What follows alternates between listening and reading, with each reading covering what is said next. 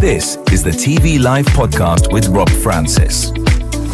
The arrival of London weekend television in August 1968 is often framed as a bold attempt to raise the tone of commercial broadcasting. Yet, when you look closely at how it was conceived, how it launched, and how quickly it unravelled, it becomes clear that this was less a triumph of ambition and more a case study in what happens when confidence turns into misjudgment, and when a broadcaster forgets that its first duty is not to instruct its audience, but to understand it.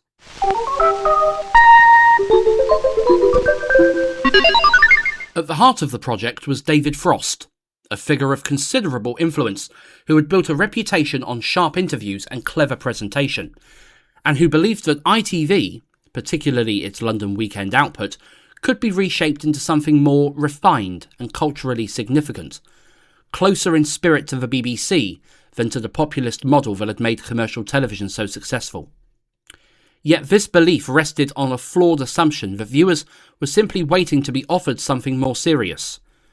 when in reality they were already making clear choices about what they wanted from their television,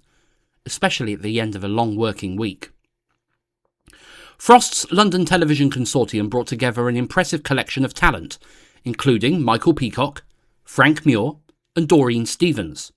all of whom added weight to the idea that this would be a broadcaster driven by quality and seriousness. Yet there was something insular about the group, because it reflected a particular cultural mindset that was more comfortable discussing what television ought to be than confronting what it actually was. And in that sense, the consortium looked less like a team built to win over audiences and more like one assembled to impress a regulator. That regulator, the Independent Television Authority, played a decisive role in shaping what followed, because, still reacting to the criticism outlined in the Pilkington report, it saw in LWT an opportunity to rebalance ITV's image and demonstrate that commercial television could aspire to higher standards. Yet in doing so,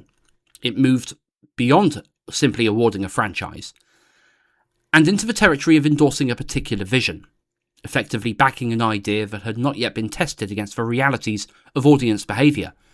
and creating a situation in which the company's assumptions were reinforced rather than challenged.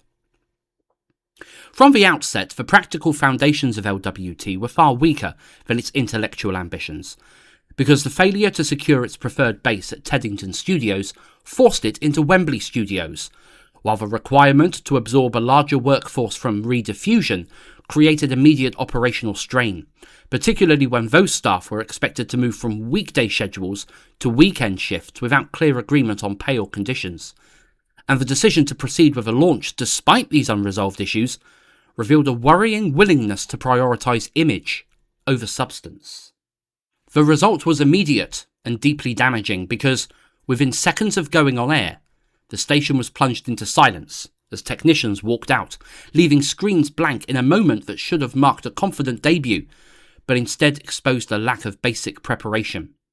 And although an emergency service was assembled using facilities from ATV, the impression left on viewers and the industry alike was that LWT had not even managed to get the fundamentals right, which is a difficult reputation to shake when you're simultaneously claiming to represent the future of broadcasting. If the launch exposed operational weaknesses, the programming that followed exposed something more fundamental, because LWT's approach to its schedule suggested a persistent failure to grasp the nature of its audience, as it filled primetime with highbrow material, including works by Jean-Luc Godard and tributes to Jacques Brel, choices that may have satisfied internal ideas about cultural value, but were entirely at odds with the expectations of viewers tuning in on a Saturday night, and the belief that those viewers would embrace such content simply because it was available now appears less like optimism and more like a misreading of human behaviour. The audience response was as clear as it was unforgiving, because rather than adapting to LWT's vision, viewers simply abandoned it, switching to BBC One in large numbers and leaving LWT with collapsing ratings that quickly turned its programming into a liability. Not only for itself, but for the wider ITV network, whose regional structure depended on cooperation and shared success. And as other companies began to distance themselves from LWT's output, refusing to carry programmes that damaged their own audience figures, the station found itself increasingly isolated. That isolation was evident at the highest levels of the industry, particularly during a meeting chaired by Lou Grade, who openly criticised LWT's approach, while others in the room remained silent. A silence that spoke volumes about how little support the company had managed to build, because by that stage it had alienated not only viewers, but also its peers, leaving it without allies at a moment when it needed them most. Inside LWT, the situation deteriorated rapidly as financial pressures mounted and internal divisions deepened, with the original investment draining away, while disagreements grew between those who wished to remain faithful to the highbrow vision and those who recognised that survival required a more pragmatic approach. And the removal of Michael Peacock, along with the resignation of several senior figures, marked the point at which the company effectively lost its sense of direction, because the ideals that had defined it at launch were no longer tenable in the face of sustained failure.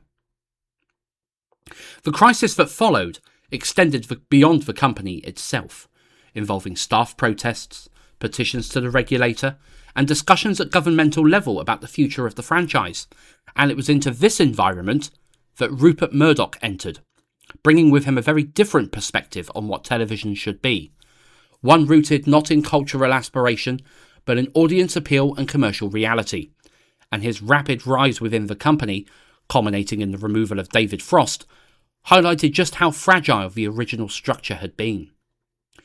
The Independent Television Authority, which had been so instrumental in establishing LWT, was forced to intervene once again, particularly as concerns grew about Murdoch's influence and the implications of foreign ownership, leading to the appointment of John Freeman in an attempt to restore stability. Yet this intervention couldn't disguise the underlying truth that the original experiment had failed, because the company that emerged from the crisis bore little resemblance to the one that had been promised.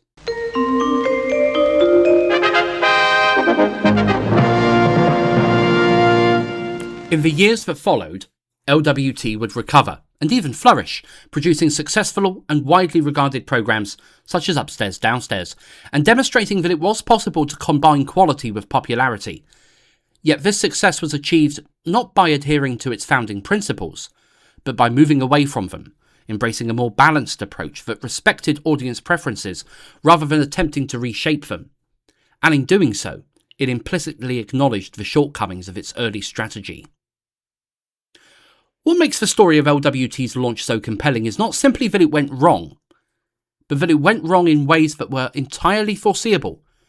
because the warning signs were present from the beginning, from the overconfidence of its founders to the misplaced enthusiasm of its regulator and the operational missteps that undermined its credibility. And at each stage the response was not to reassess, but to persist, as if the strength of the original idea could somehow overcome the evidence of its failure.